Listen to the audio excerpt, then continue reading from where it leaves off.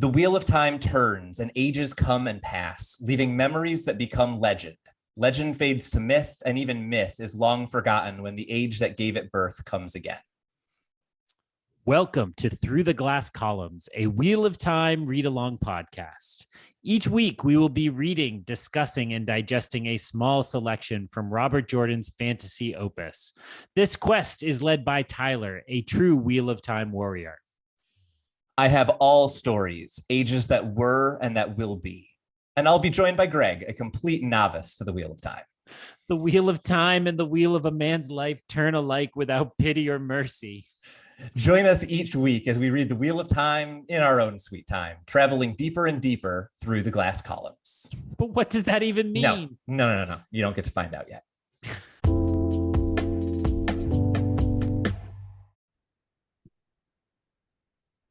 Hello and welcome back to Through the Glass Columns, your weekly read-along Wheel of Time podcast. There are so many words in those things we say as we start the show. I, of course, am Greg, who knows very, very little about the Wheel of Time, and I am joined by my good friend and yours, Tylor, the Wheel of Time expert. Tylor, it's spooky season. You feeling spooky? I am. I just finished the first episode of The Fall of the House of Usher. Not that we have any timestamps on when we are recording these episodes. And this is my time of year. I love a good, thinky psychological horror movie. And I actually think to some degree that is partially why The Wheel of Time is my favorite of all of the fantasy series. I feel like if you're going to multi-genre The Wheel of Time, the second genre is maybe horror, right? Like, the flies and the flickers and the Forsaken, it all feels pretty dark to me, even though it's not necessarily the darkest of books compared to torturing Ramsay for a book and a half or whatever we're going to do in Game of Thrones. So I do feel like this is it's a good vibe for Halloween, right? We get some kind of scary, creepy world building this week. My introductory question that I had for you had nothing to do with Halloween, but instead was about the fact that I read these two chapters and immediately thought to myself, that was really fun. I don't have anything to say about that. Was that also your response? Were you less enthusiastic? Were you thinking there was more to say? Or is that kind of in line with your reaction as well? Well, having just made fun of you for last week's faulty introduction, I will pause to say that those two chapters, of course, are Chapter 41, A Hunter's Oath, and Chapter 42, Easing the Badger, from The Dragon Reborn, of course, Book 3 of the Wheel of Time series. Yes, we try not to talk too much ahead of time, but as soon as I finished the first one, I sat down, as I've said, I've switched to reading it all in a piece and then going back and taking notes. And I was like, wait, do I have anything to write about this? There was really not much plot or, we often talk about plot or lore. And in the first one, I'm like, I guess there's a little plot, but not the kind of plot we need to talk about that much. So I'm curious to see what we end up saying. I will say the second one was to take your formulation more fun, and to take mine, things happened. So I think there's probably a little bit of conversation to have there, but certainly a light week and kind of short. We continue to play this game of how many chapters, and the lengths are never easy.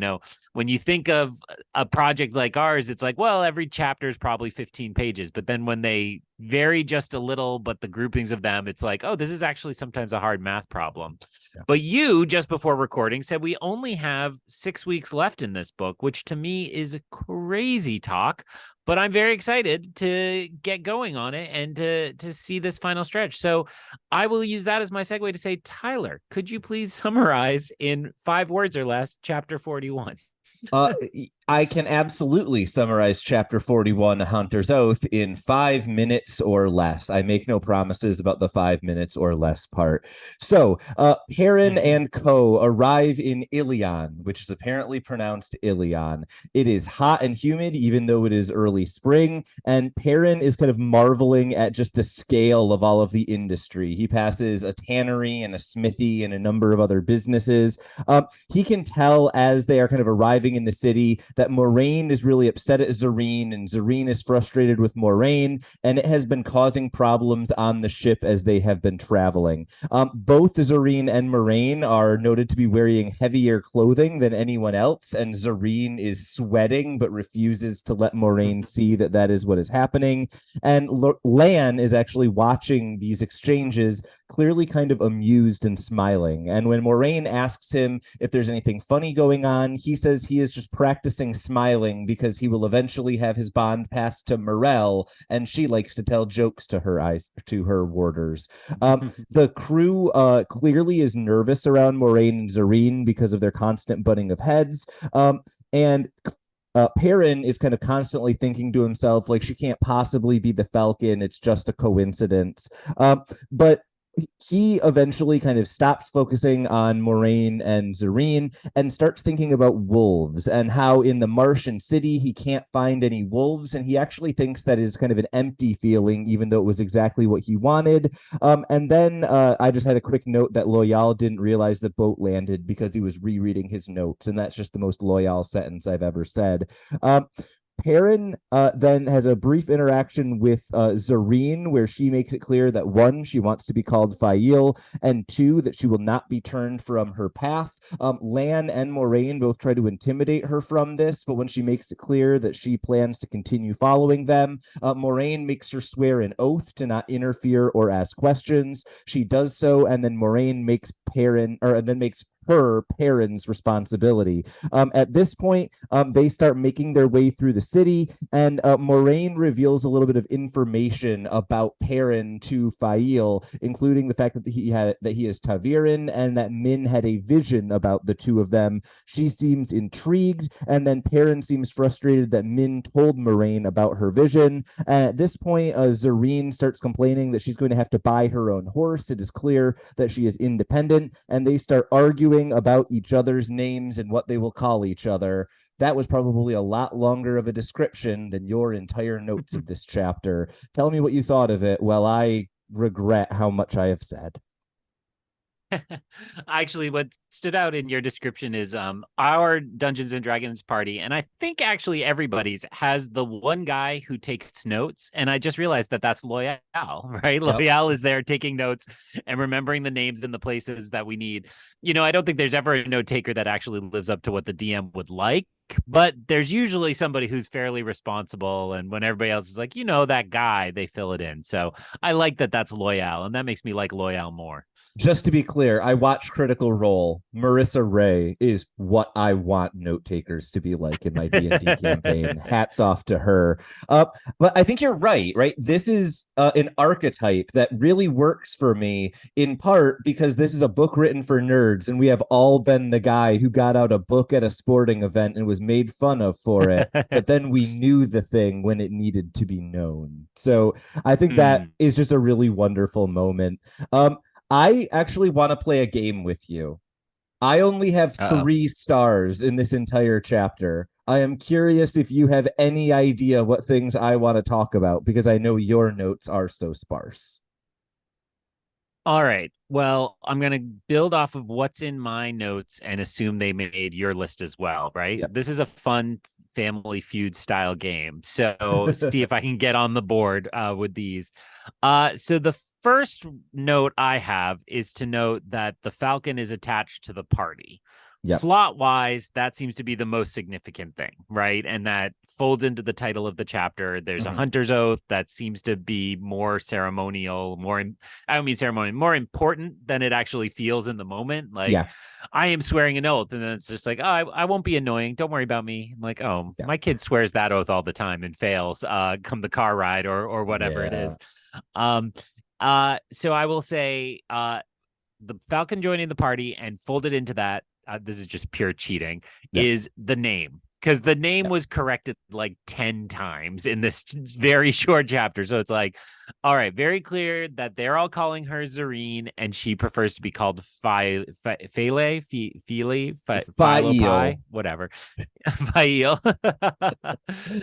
And so that's a detail that feels more significant than it seems, but I didn't have any interpretation of it.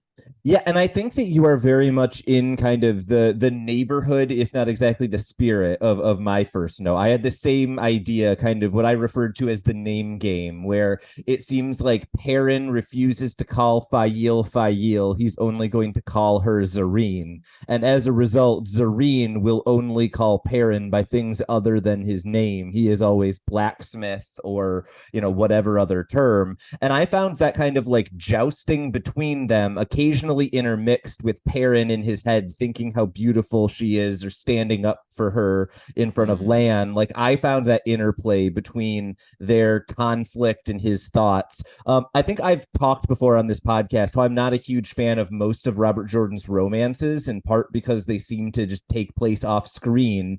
Perrin and Fail is an exception to that. I think this actually works pretty well, in part because we see a bunch of scenes of those characters interacting with each other, and so it feels a little more believable that they would have some sort of attachment to one another. And so that's what I had here. I think is exactly the same kind of plot world buildy area you're in, but I immediately attached to myself to how is Perrin thinking about that character rather than like the character and the potential foreshadowing itself.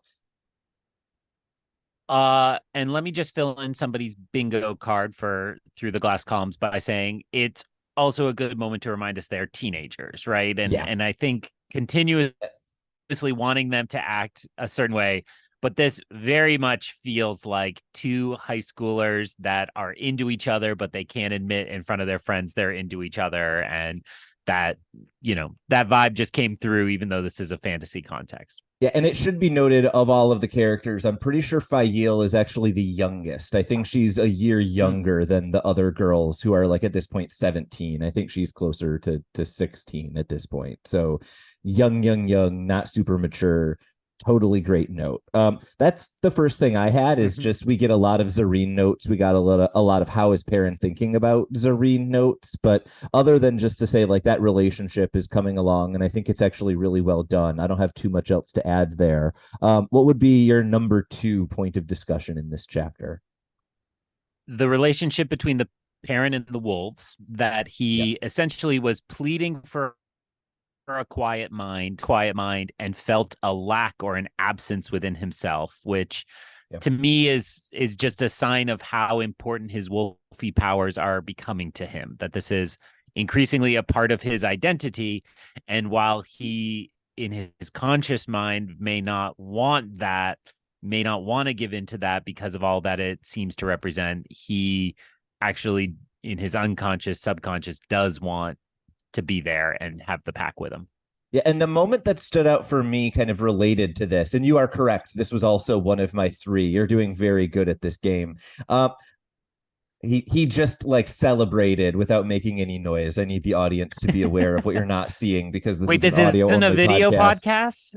Oh no, I've been doing such great mime work for, all right, let's start over again. It was the best of time. What's the first line of the first one?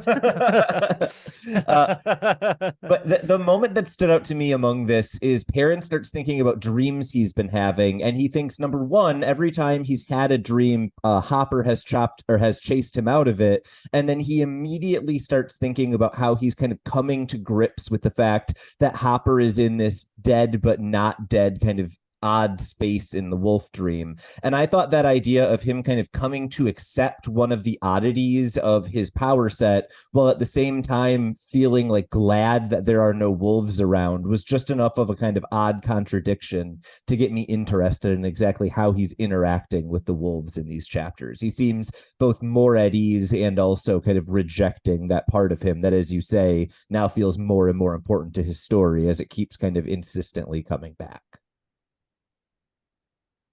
And it's cool. I mean, it feels like his wolfiness is not going to be a plot point. So it also felt like here's just a little reminder. Well, put a bookmark, put a pin in this, and we'll return to it later. So that's there. I don't think this made your list, but I will just say one of the things I noted is Moraine took Min's visions essentially as fact, right? Like, and she has this little gesture where she tries to shoo Zarine away, and was like, there, I tried. See, I can't. So sorry. It felt, like Willy Wonka, like, no, wait, don't go. Like it definitely felt like, okay, she's not really trying to interrupt the vision. And to me, that just meant she is treating Min's visions as facts, Yep. which I think is a slightly different relationship than we maybe had seen between those two characters before. Yeah, and you are actually 3 for 3. You nailed it. These are the things that I Hey. had to talk about in this chapter. For me, I thought the thing that was kind of really interesting about this is we knew that Moraine knew something about Min. I think when we first met her, Moraine actually chose the inn they were staying in Berlan because Min lived there. But what's interesting to me is we knew that Min and Moraine had had a relationship kind of before that, but this is a vision that Min actually had at the beginning of this book. So this isn't something that she like learned a long time ago and has had in her back pocket. This indicates that there was more of a relationship with Moraine and Min even after Min has kind of changed her allegiance a little bit. It seems to be more focused on Rand. So that relationship between Min and Moraine is deeper than I think I expected and also more recent than I had anticipated. So that's a really good catch. I think that's an important thing to be tracking is how much does Moraine know from Min, in addition to the fact that Moraine clearly is clued into the fact that Min just isn't wrong when it comes to visions.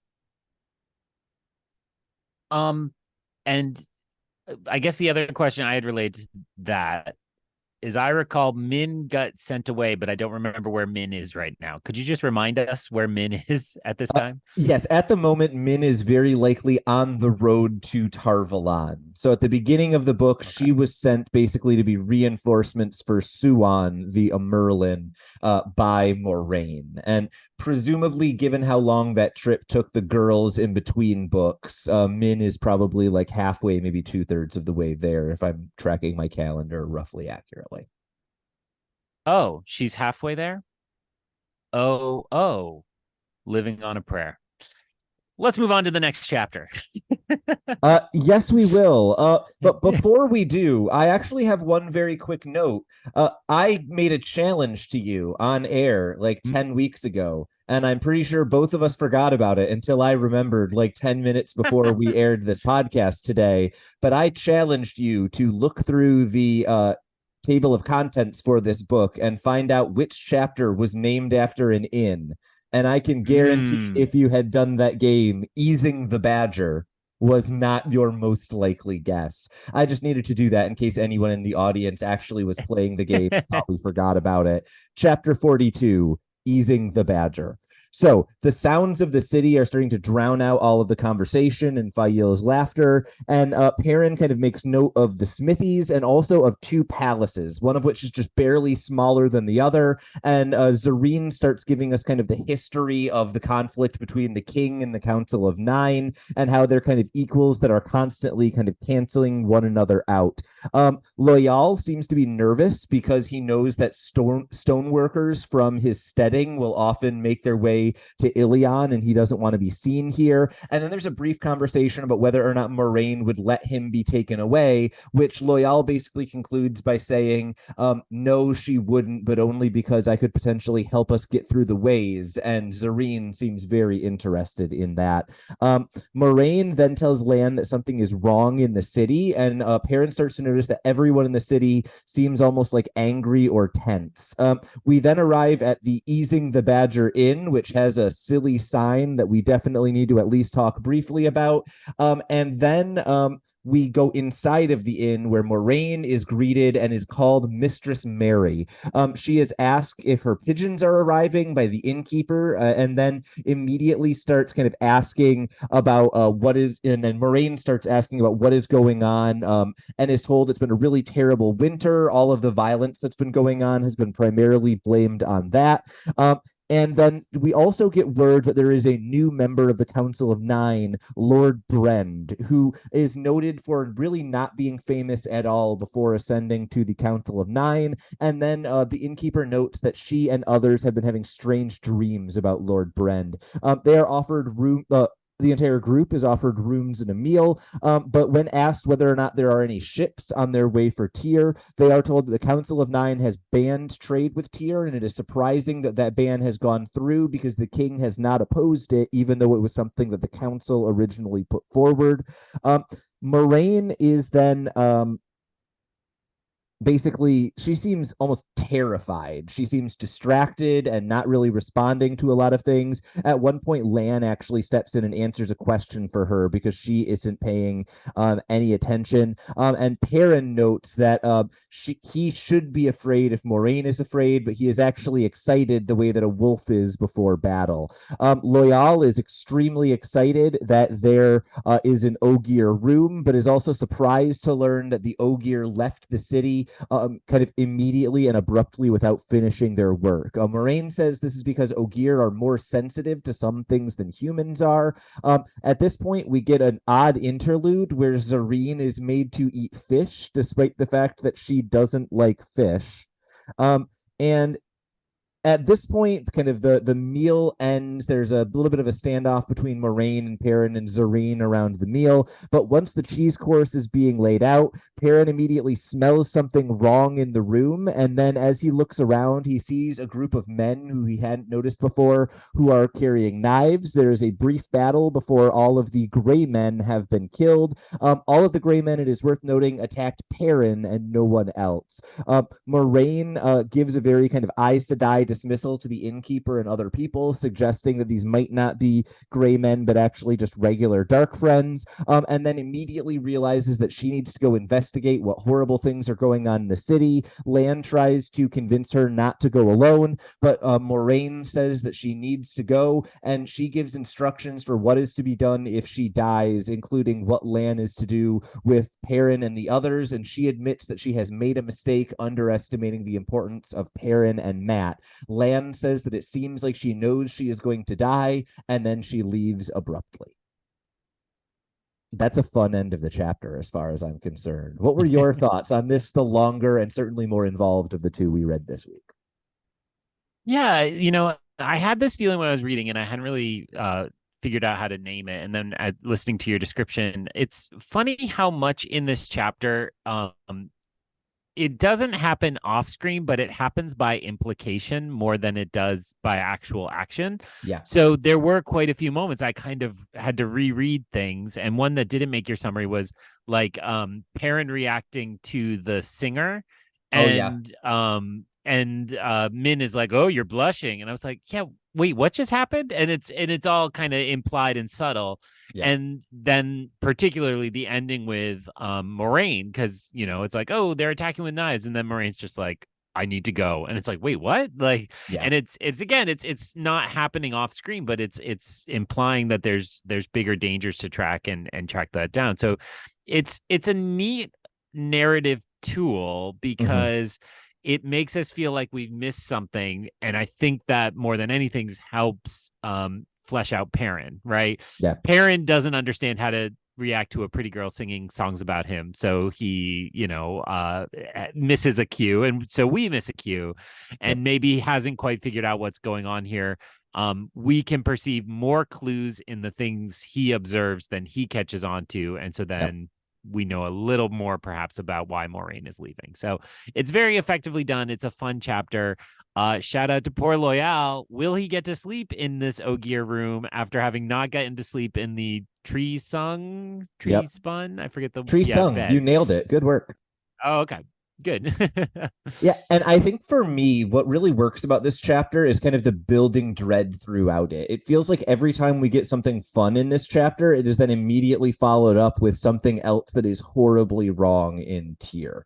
And in particular, in the early part of this chapter, I find myself kind of like seeing a fun Perrin, Zarine, Loyal conversation about like, are the Ogier in town? And what does Zarine know about the city? And she took her oath here. there. And so, what has she already experienced? And there's this kind of like fun little riding the horses scene. And in between it, Perrin is constantly like, these people look like they're going to murder me. Something smells terrible. I wish there were wolves. Like just constant like fear and frustration around the oddities around him. And the one thing that I really keyed in on this chapter is in this chapter, Perrin spends as much time thinking about what things smell like as he does thinking about what they look like. And I feel like that is a very wolf trait that has kind of slowly worked its way into his narration over the past few chapters. And it was finally prominent enough here that I was like, oh, this is feeling like a big shift in the way that he describes things now.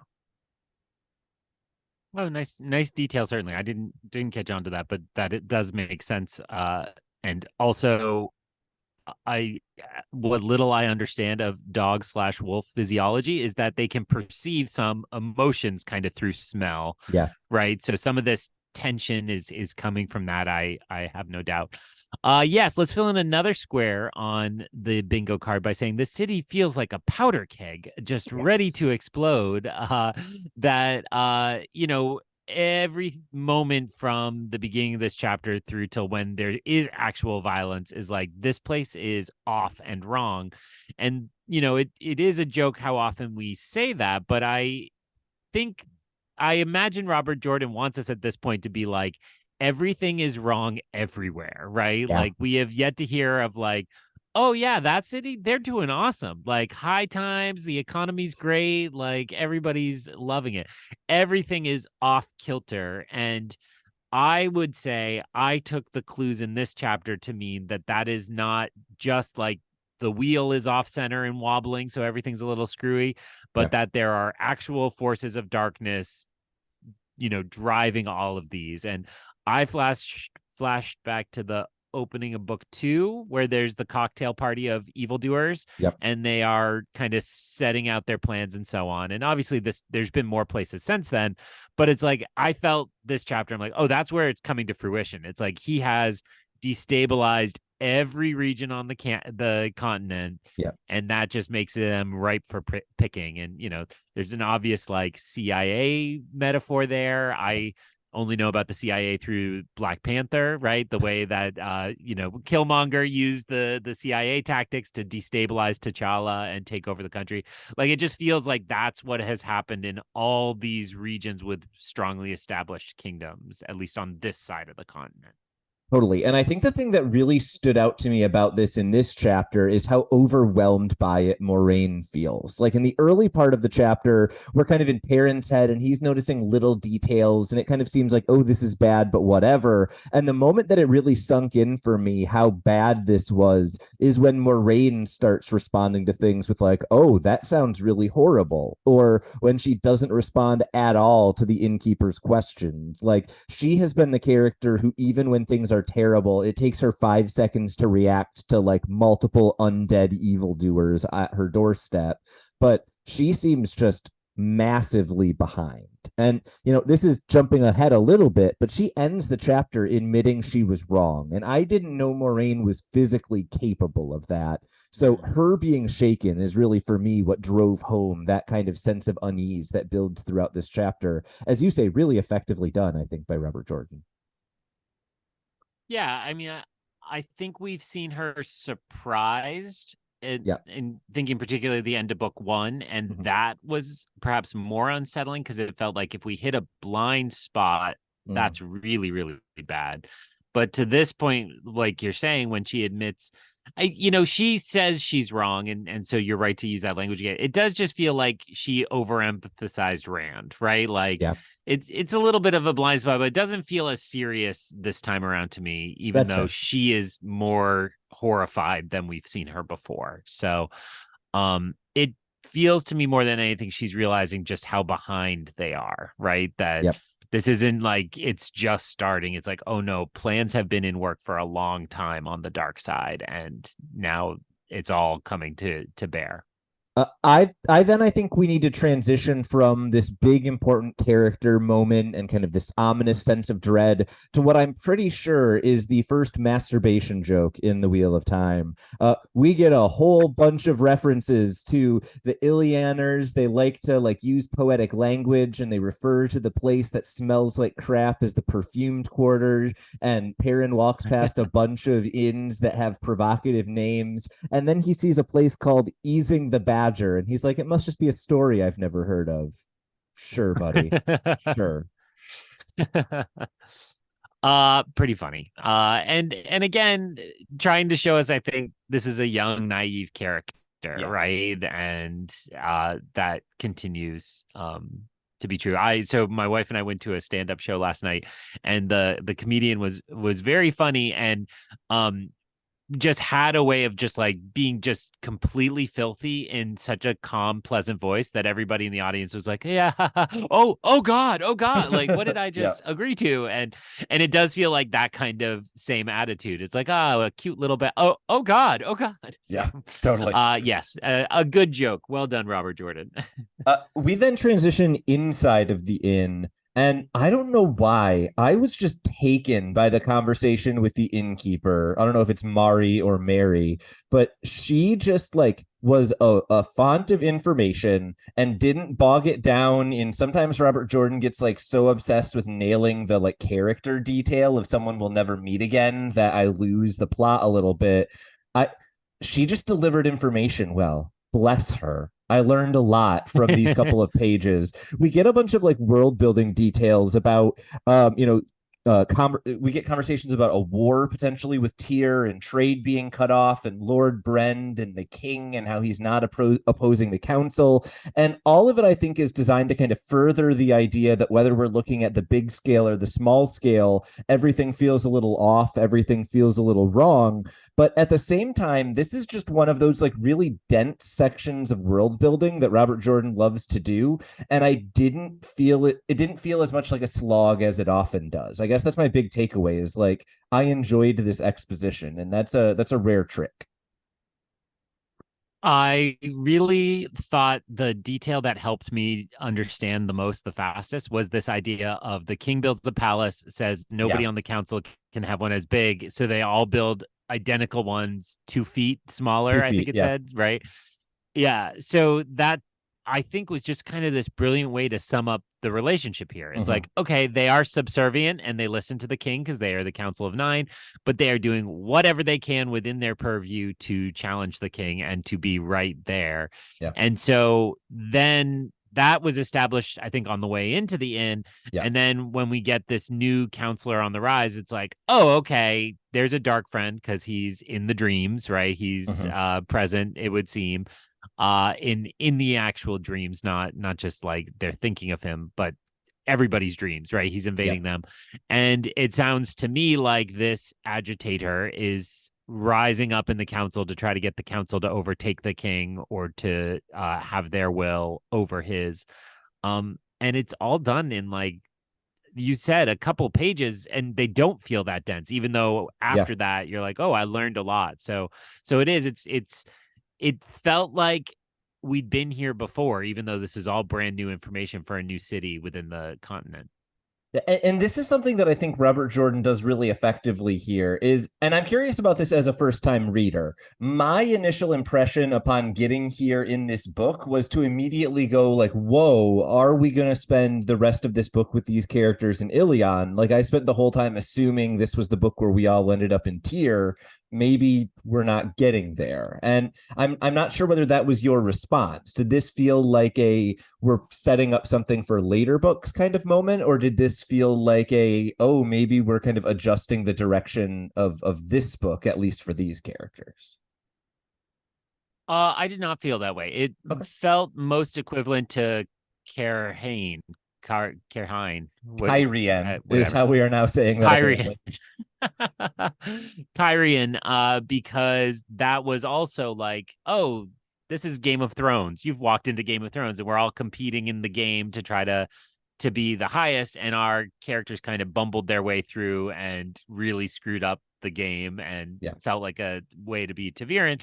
So it felt much more like this. Like there is something very complex and crazy going on here. And I don't think it'll be bumbled as badly as when Moraine is not there, for example. Yeah. But it didn't feel to me like any of this was going to be the climax of this book. I still felt like we're passing through these places and carrying on would be my main reaction to answer the question as directly as I can. Well, then you are either much smarter or much dumber than me, and we will find out in a couple of weeks which of those it is. Um, I just had another really quick note in here. I think we already briefly talked about Loyal and Ogier and things like that, but I thought the note that the Ogier kind of abruptly left their responsibilities because they are more sensitive to whatever is causing the problems in the city. That's just like a cool little detail that I now hadn't really paid attention to before, that I'm now curious whether there are other moments in the series that Loyal kind of has that same sort of sensitivity to something that's wrong or whatever is going on in the city. If it happens again, it'll be interesting to kind of keep an eye on how he reacts to situations and when he has a bad vibe. Apparently, Ogier have some sort of spider sense I hadn't really keyed in on before. They call it a powder keg sense. Yeah, it made me think a little bit about how he got left out of the whole climax of the last book, right? Yeah. You wait here. We'll come back for you, buddy. And they did. It wasn't misleading, Yeah. but it felt like if he has that kind of sensitivity, it's not just anticipatory or preemptive, but it is like it would overwhelm him. So is it that he's not going to be a great warrior because the spidey sense will drown out everything else? Made me think about that moment in hindsight. And then also, hopefully he continues to be around, but that's a hard thing to deal with if you want him to always be at the climax and he can't be there. Yeah, no, that's a really good call. And I hadn't even made that connection to in the previous book. He does kind of, he seems to keep his way out of the heart of the trouble, which maybe that's because he has this sort of this intuition or something like that. We then get to the actual dinner section of this chapter. I have two more very quick notes here. Zarine doesn't like fish, and that deserves an entire page of description, apparently. And also, there's some really interesting land stuff here. He is kind of like needling at Moraine a couple of times throughout this chapter. He steps in here and actually like actively is pressing Fail in a way that he kind of hadn't been earlier on. He seems almost like as irritated, if not more than Moraine is, by kind of her confusion. And that obviously all comes to a head at the end of the chapter when he says you can't go alone and she basically ignores him. I don't think you probably have much to say about disdain for fish. I'm assuming you mostly have things to say about land, but anything about either of those dinner topics of conversation that you had more to say? I don't think you've watched The Bear. Is that accurate? That is correct. The television show The Bear. It's awesome, but my wife and I are behind watching it. We're catching up on it, and we just watched an episode that, no spoilers, focused around the Italian Feast of the Seven Fishes, which is I think a Christmas Eve meal.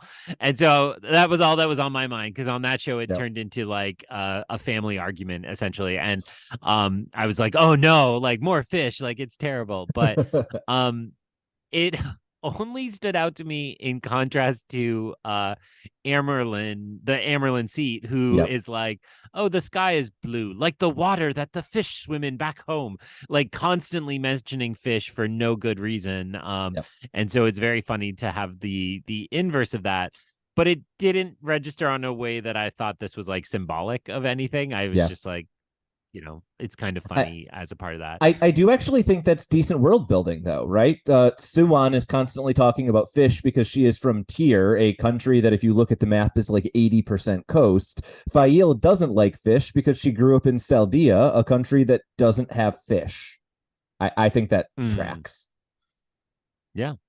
That's why, as a New Hampshire native, I didn't like fish as much as people in Massachusetts and Maine, and I've grown to be accustomed to that. Accurate. But wait, that doesn't work because you're from the Midwest, so you just love fish just because you're that different. muddy river fish, man. It's delicious. So to land, and I'm hoping I'm not crossing the streams here, but I might be. I thought in those moments about the television show, where Yeah. they lean more heavily into the fact that the Aes Sedai and the Warder share emotions. Mhm. And very minor spoiler for the television show. There's a great moment where I believe Lan says, "You always get emotional when I drink," and so Yep. you understand there's this kind of supernatural link there. So I took Lan's craziness to be that he's siphoning off of the emotion of Moraine. So Yeah. as Moraine is getting more and more scared and kind of panicky, he's also starting to feel that panicky feeling, and maybe doesn't channel it totally productively. Yeah, I think that's a really good read, especially because this is a chapter where it's something that I feel like happens in a lot of relationships, where even if it's not always the same person, if there's like a moment of tension, I feel like there is always someone in a relationship who freaks out and someone who gets quiet and like steady. And it's never the same person every crisis, but I feel like this is a moment where Moraine has like frozen, and so Lan is like, I need to be active and do everything possible. And it's that kind of like point counterpoint that happens in a really close relationship. And I think you're right to highlight the show does a great job of pointing out just how tight that relationship between Warder and Aes Sedai is. We haven't talked about it much in the books, but those two characters are probably almost like amplifying each other's emotions, both magically and just because they have a close relationship to one another. I think that's probably a lot of what's going on here, is that kind of, I'm frustrated, so you get frustrated, which makes me more frustrated kind of thing that happens when you're, spending a lot of time with the same person. Um, I don't have anything else to add to that. I think it was just really well drawn. I thought I got a more of a glimpse into Lan in this chapter than I had in quite some time. Well, I'll just build onto that to say that that's what makes the end of the chapter so strong and abrupt. And I'm not trying to cut off conversation about if you have more to talk No. about, but as it feeds into that moment where Moraine is suddenly just like, boom, I'm going, Yeah. and Lan has to, you know, there's a reference to the fact that he will have to go report back to Tar Valon if she fails. And it was, to me, that was kind of the most shocking moment. It was like, oh, like this is something real. This isn't just like Yeah. she's off to check on something. Like there's a very, very grave threat here. And Lan kind of to build off of what you said, becomes the rational one in that moment and Yeah. is like, okay, like I will take care of these weirdos that we've been collecting while you go take care of that, and I will take the story back if I need to, right? Like it becomes very practical very quickly, and what is the best result to do this. So it's great. Yeah, and I think this is a moment too that takes up every time other than the very first that we've had reference to Lan's bond being passed to Morel. Every time that this has been brought up, it's either been Moraine kind of like needling at Lan to get a reaction out of him, or it's been Lan almost like mocking the idea of it, trying to, it almost seems like, figure out how serious Moraine is or like question her without having to directly contradict what she wants. And so to see that thing that's almost been like a joke thrown around here and there for quite some time, for it to become really, really real in a moment where, and this is also the moment where she admits she was wrong about something. So everything just feels a little bit bigger when she does that. This to me was kind of the showpiece of this chapter, right? Everything is building these relationships up to the point that when she says, I'm going without you, it feels like it hurts a little more than it would have if we hadn't had all those little moments between them earlier in the chapter. Yeah, and the fact that it's not a Moraine or a Lan chapter, I don't think we've ever had a Lan chapter. Is Correct. that probably accurate? Yeah. So the fact that we're seeing it through Perrin is an interesting kind of facet to this, because it mutes it in some ways, and that I would blame my need to reread on that. And Yeah. that actually is a credit to Robert Jordan, because if your character is a limited perspective third person narrator, then they don't know, or Yeah. sorry, limited first person narrator, then they don't know what those characters are thinking. And hasn't been privy to all those conversations within it. When you were talking, it just reminds me, I think a lot of couples end up with this joke of, my wife and I, like, if I died, you could run off and she had a man come into the bookstore once and hit on her Yeah. in when she was working, even though she was clearly wearing a wedding ring. I was like, well, now's your chance. Like, you can go run off with that guy. Like, you can call him up again and track him down. And if I died, you could go for that. And it felt like that's the role this Aes Sedai plays, right? It's Yeah. like, oh yeah, there's the path not taken. It's look forward to it. But it certainly does take that turn mid chapter that it's not jokey anymore, and it's very serious at the end and matters. So but if I'm being honest, do I really think we're about to lose Moraine? I do not, right? We always have to pretend we're about to lose these main characters. Thus far, we have not really lost anybody, all things considered. So I don't know who I'm insulting by insisting they're not a main character, but it just feels like most of our characters still feel pretty safe. But even in articulating that, it's like, well, maybe the end of book 3 is the time to lose a couple and, have some stakes. Well, and I think that what you are highlighting here highlights something that we have just done in our analysis, which is that we just skipped about a page and a half of action, right? There are a bunch of gray men that Perrin sniffs out and is surprised that Lan can't detect. And then there's a battle and he has to defend himself and they all die. But I don't feel like Perrin's going to die right now. So I don't have anything to say about it, right? There aren't those stakes there. And so that was actually kind of my final question. And it sounds like you've answered it, right? Do you think there are those kind of stakes for Moraine? And it sounds like your answer is maybe not. Like the rug is going to get pulled out from you at some point, it sounds like, but you don't think it's today. Is that accurate? Yeah, you almost quoted Top Gun Maverick there, which very impressive because you hate that so much. Correct. Yes, I actually, so I didn't look at any of these thoughts when I did my reading, but looking at these thoughts now while we're live on air, I feel like I am not imminently worried that any character is about to die, Moraine included.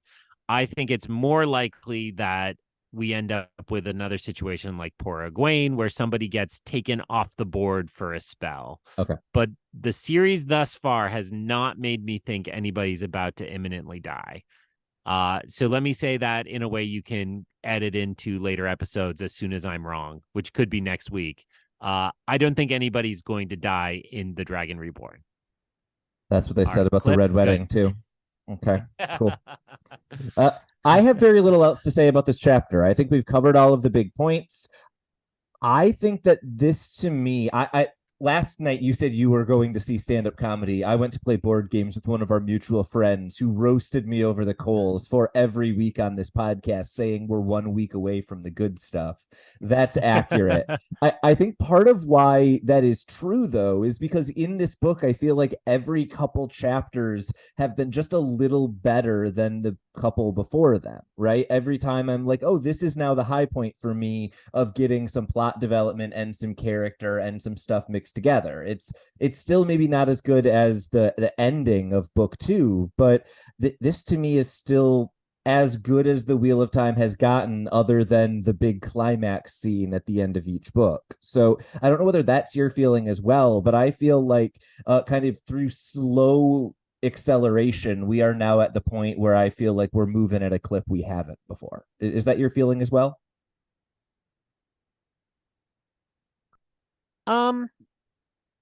It is hard because we have been lulled into this rhythm in now the third book where it's like build, climax, regroup from the climax, build, climax. And so it's hard to feel like it's hard to denote that. Okay, here's the stupid way to say it.